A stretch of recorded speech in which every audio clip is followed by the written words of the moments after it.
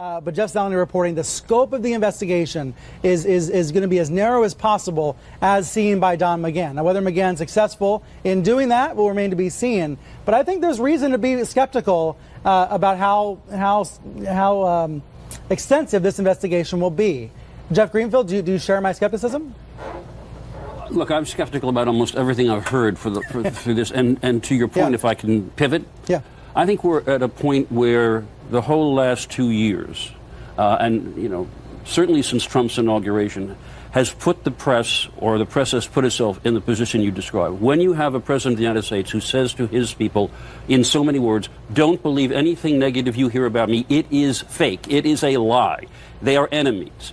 I don't think it's surprising that, at least in my view, a fair percentage of the press, in one way or another, thinks of itself as a kind of resistance. We have to speak truth to this man. We have to correct his statement about what we do. And in the process, I mean, I have to say this quite bluntly to a CNN anchor. When I look at CNN, hour after hour after hour, I see panels, rather than reporting, exchanging opinions, the overwhelming majority of which on this network I regard as quite critical or hostile to Trump. Now, that may be justified. It may be that these folks have concluded on the basis of how Trump has behaved in the Republicans that they deserve this kind of pushback. But I think that what you described, these two different universes, has only been accelerated. Look, You think the press is exacerbating that feeling of two universes? I think the press in some way is trapped, because it's a perfectly legitimate argument to say this president has misled, dissembled, outright lied more than maybe all the presidents combined, and we have to call him to that.